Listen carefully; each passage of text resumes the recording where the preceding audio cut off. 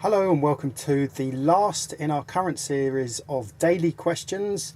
If you've missed them all, there's going to be a link below, and if you have no idea who we are Liz and Jamie of Follow the Boat, and we put out weekly vlogs of our life afloat living aboard our boat Esper.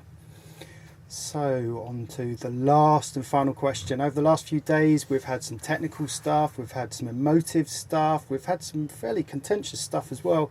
But today we thought we would answer one of the questions that came up this week, which is a little bit more fun, isn't it? Yeah, and it's been asked before, but this particular person, Mark Croft on YouTube, says, if you had to replace your current yacht, what boat would you pick? Also, what key features and options would you want on the boat? We did actually answer this question in a more practical way with a recent episode called How to Choose the Perfect Liveaboard Boat. We'll put a link in the description just so you can go and check that out. But this is a no holds barred answer. What would we really like on a boat? There's two types of boats that I would like. The first would probably be a classic S&S 60-foot boat. And I have one in particular that I came across in Turkey who I helped rescue. They had an engine breakdown and I towed them back into the marina. This was the single most beautiful sailboat I had ever come across. She was she was a sloop, red hulled. I forget the name of it, and they invited me on board, and it just was immaculate. But the lines of this boat were just what I would call not a modern classic. I suppose it is more of a classic boat. Just aesthetically gorgeous. The only problem with swans is they are utterly beautiful, but they don't have so much space down below, so you do have to go that much bigger to get the equivalent space of what we've got here. Well, that's why I figured a 60-foot boat would be perfect for two people. Of course, on that boat it was fairly old, so it had fairly old equipment, fairly old non-self-tailing winches and so on. So those kind of things, of course, I'd want to change. Well, Mark's question to me, I immediately thought, if I won the lottery, there were no holds barred, what would I do? Usually I come back to spending all the money that I had, or as much as I needed, on making Esper absolutely perfect. But that's because I'm very, can't imagine very much, can't be very creative. But if we didn't do that to Esper, I would want a number of things on the boat, and I haven't worked out which boat that would be yet. I haven't found a perfect boat. Well, can I put forward my other one that I was going to say? Okay, so this is a more practical boat. I saw it for the first time live in real life only a couple of months ago at Royal Lancaster Yacht Club. And it's the latest Amel. Amels are big boats anyway. They have very high top sides. They're very rounded, and this thing just had that real wow factor. I remember the first Amel I ever went on, and that was when we first moved to Turkey 10 years ago, and I loved it. I loved the layout. It was the layout that I particularly liked. I like being in the middle. I do like a centre cockpit. It would have to have a centre cockpit, whichever new boat we got. I like ketches as well. I like the sail plan, but just putting that to one side. It felt solid and it felt enclosed, which is what we have a problem with here on the Oyster. Yes, we're quite exposed here. Yeah. And the Amels are just very, very well thought out, aren't they? You can really tell it. You can imagine it was it's a liveaboard on that design table, actually designing it, knowing exactly what makes a very well laid out boat. Of course, the most famous Amel out there would be Delos, and there's a 50. I can't remember. It's a big boat. I think it might even be 56. It's huge. It is a big boat. Yeah, I mean they get 7 on them sometimes crewing. Yeah. So it is a big boat. But the things we'd have to consider, so the first thing is that we've learned, going across oceans in bad weather, that we're far too exposed in our cockpit here on Esper, so that's why we're thinking of having an enclosed dodger built before we go back into an ocean. Yeah, that's something we're planning to do, which we don't want to do. No. We really don't, because we love this flat profile here on a day like this. Everything's down. We've got this perfect 360 view that's uninterrupted. And putting a hard dodger on that is going to kill that to some respect. It is. It's going to kill its beauty, but I think it's practical. We got absolutely drenched, sodden, and hurt in that Indian Ocean in crossing. the Indian Ocean. But of course, when you have a bigger boat, you don't necessarily have to just be in the cockpit. The idea is that if you've got that bigger boat, because we have a lot of space that's compromised at the back with the mizzen mast, and we have a lot of cable. So you can imagine on a 50-plus foot boat, you know, that would be where you hang out in the evening. Yeah. But then there are other boats I really like. Like, I love oysters. We have an oyster. Ours is an unusual coach saloon, so it's flat, as you say, but traditionally they're deck saloons. And we have some friends. What was Seamus? 55 54, 55, something like that. Yeah. And the advantage of that, of course, is you can steer from the inside on a deck saloon, so you're not stuck up in all the weather when it's really, really bad. So you can do that. Also, another boat that we know very well is a Nauticat, a huge Nauticat, and they have that ability too, to be up on deck and get the thrill of the sailing with the wind in your hair, but when it's really out there and it's really hurting you, you can go downstairs again, you can steer from inside. So a big oyster, a good Nauticat. Yeah, Nauticats are good. That's a good shout, actually. Yeah, Nauticats, they're brilliant boats. Yeah, lovely. Very, very good boats. But this is all too practical. Come on, let's think of the reason why I love this Amel was it's got a garage for your dinghy. So you just drop the transom down and drive your dinghy in. Outrageous, like a super yacht. Perfect, love that.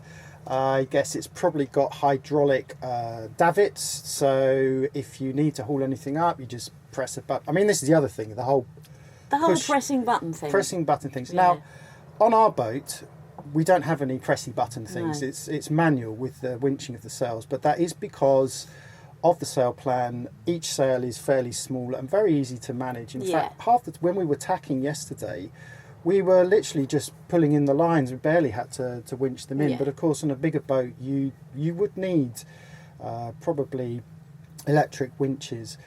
Hydraulic, so you could have a hydraulic in-boom furling, for example. If it's a bigger boat, it's obviously going to be a much bigger full-sized mainsail. So that could be something you'd have. The only disadvantage for me with in-boom furling is that you've got a much heavier boom. So there's a risk there, but you get that perfect sail shape with in-boom furling. Yeah, I think they're quite ugly, and a friend of ours years ago, Graham, had one, didn't he? And he didn't like it at all and got rid of it. Yeah, he I did don't know, but I've never sailed with one. No. Yeah. We hear good things, bad things. Hydraulics is just something you've just got to stay on top of and understand how they work and know how to repair them when they leak and piss oil. So yeah, I mean, there's the health thing as well. As we're getting older and we're not so strong, it is nice to be able to have the option of pushing a button. So I don't know, can you get winches and so forth where you can manually override, and so you could do either? Of course you can. Okay, so well, in fact, would be great. I have seen people use cordless drills with an adapter and plug in a cordless drill into the into the key where the winch goes. Blimey. So that's a cheap alternative. Yeah.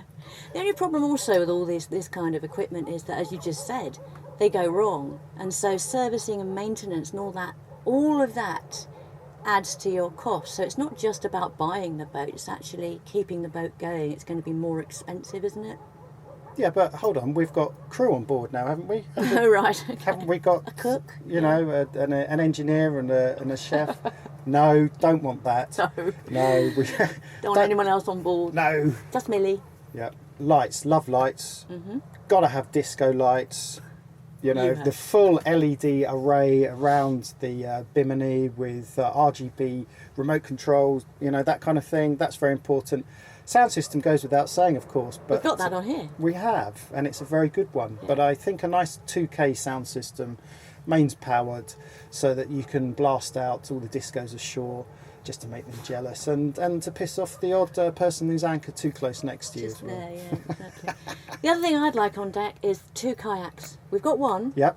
But we do need a second kayak. Yep. And in our new, lovely, bigger boat, yep, we're going to have 2 kayaks that we can use whenever we want to. What else do we want? Well, what about where we put the helicopter? Yeah, I know. That's the problem with the on the catch, hard you dodger? see. Yeah, you'd have to put the boom to one side, I suppose. So do we both agree that we like catches? Oh, yes, I do think so. And I guess the other thing we should address is catamarans. We don't have a problem with catamarans. Let's just make this clear, right? We're not the sort of hate catamarans sort of thing. But I have to say my heart is in monohulls. Yeah. It really is.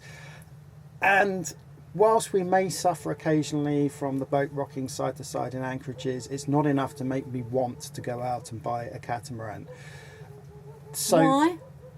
Why? Is it the thrill of the heeling when you're sailing? Yeah, I think so. Yeah, the motion. Yeah, it's definitely the motion. And actually, you know, we've been on catamarans at anchor, and they will still roll a little bit, not as much as a monohull, but I find the motion a little bit strange.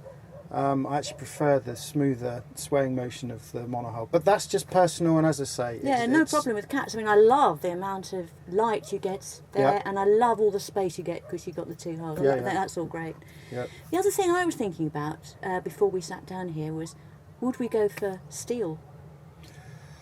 Yeah, I mean, again, don't really have a problem with steel. It was something I was never really into when we first started looking at boats, so we only ever looked at GRP. But, you know, having seen all the steel boats around here, I always thought steel boats would be slower to sail, but that's just not true. It really isn't. It doesn't affect the performance of the boat too much. So, yeah, I mean, it's could consider that. Yeah, because I like the idea if you hit a rock with a steel boat, you're probably going to have a lot less damage than you are in a GRP hull. Yeah. And they can take you to some quite dangerous areas. Perhaps you might not go with GRP. The only problem with steel is that everything has to be removable inside the boat, because of course if you do get any kind of rust, it starts from the inside, so you have to stay on top of that and keep an eye on the inside of your hull. That means everything has to be removable, so that's one of the disadvantages.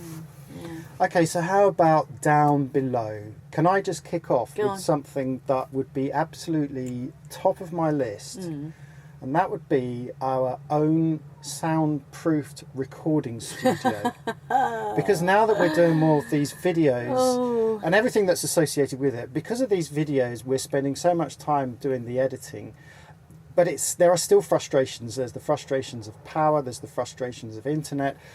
But you'll notice that a lot of our videos are recorded up on deck. We don't do it down below because of the acoustics down below. If it's not the sound bouncing off the But walls... it's also because it's prettier up here. Well, that as well. Yeah. But, you know, it's nice to chop and change. Yeah. And, you know, we'd like to do more stuff down below. But you've got water slopping about in the bottom. So like a soundproofed recording studio. Okay, and editing suite as well. Editing, that's kind of what I mean. In the same thing. An editing suite with servers that constantly backed up all of our data that could be shared on a Wi-Fi network, so that we wouldn't have to keep pissing around with hard drives and backing things up. Yeah. So, yeah, that's up there. And on from that is power. So marine generator is something that we've coveted, isn't it? Yeah, and it's something that we just don't have the room for in Esper, so we have a little petrol generator. But a diesel marine generator would be definitely. We've resisted for years, but We've got nowhere to put it and we can't afford it, so it's not on the list. But it's one of those things that perhaps if you bought a new boat or second-hand boat, you'd look for that. The other thing I was thinking about was electric or hybrid engine. Wouldn't it be nice to get rid of diesel? yeah, I mean, we've discussed New this thing. in great detail when we did our repowering project last year, middle of last year. We did a whole long video clip, which we'll put a link in the description below, all about the considerations of hybrids and electric engines. And it really, at the moment, it came down to two things. The main thing was cost. We just couldn't afford it. And the second thing is that we don't feel they're not just quite there yet. But before you comment on hybrids, go and look at that video clip below, because there are lots of comments on that. Yeah.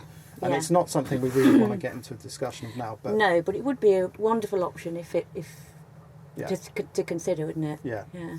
I'd like a fridge that did that.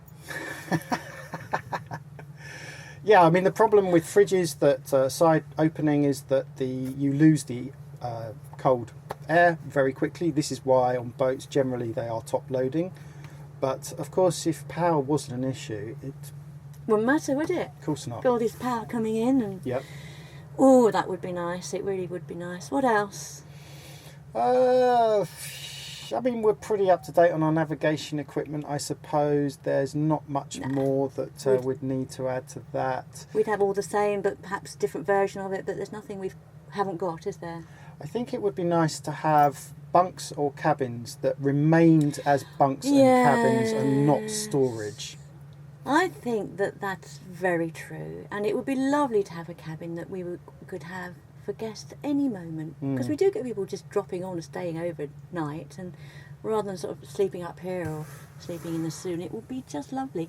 And that is probably the main reason why we both independently came up with the idea that we want a bigger boat. Storage as much as anything, isn't it? Yes. Isn't that a line from a film? We're going to need a bigger boat. Yeah, I think we're going to need a bigger boat. Galley, what about the kitchen? Yeah, the galley. I love our galley. I love our long galley. What I loved on the bigger Oyster, they still retain the long galley, and it's next to the saloon, so you can still talk to people while you're cooking, but it's not in the saloon. So I would pretty much stick with the kind of galley that we've already got, except I'd have one of those fridges, ice maker. Oh yes, of course. That's second on And a my freezer list. that works. Yeah. Ice maker. Yeah. We are currently in the habit of, we have a little ice box that we take ashore in the dinghy, and when we go to a restaurant we pay to fill it up with ice so that we can come back to the boat. And yes, ice is very important. Yes, it is. Those are our thoughts. We'd be interested in yours. What kind of features would you like on your perfect boat? Not your realistic boat, but your perfect boat. I'm sure there are loads that we've missed, so please Yeah, I'm sure. put them in the comments. Yeah. And as we've been trying to do, we will try and stay up when we publish this. I'm not sure when this one's going to go out because we're publishing them for American time, and sometimes that means it's 2 in the morning our time. So if we're not online immediately, we will be online as quickly as possible to answer your questions. But we will try and answer every single comment. Yep, and please do keep the questions coming. This week we've just selected a few that we like the sound of. We're not answering the questions in any order. There are a whole load more questions out there we really do want to answer and just haven't got we've round got to lists yet. and lists, yeah. So, and I think we've really enjoyed doing this We daily have, thing. yeah, we have. It's been quite a challenge, particularly because yes. we chose to do this and anchor somewhere that's so remote that it took 9 hours to upload the first 2. Yeah, I don't think we'll do that again. yeah. But we will do this daily weekly thing again Yeah. because it's been great fun. And if you feel like you've got anything out of it, then please do consider becoming one of our Patreons. Our Patreons are the people that make all these videos possible. Without their help, we wouldn't be doing this. So yeah, if you feel like joining them, then please do. Just go to followtheboat.com/thanks. All the details are in there.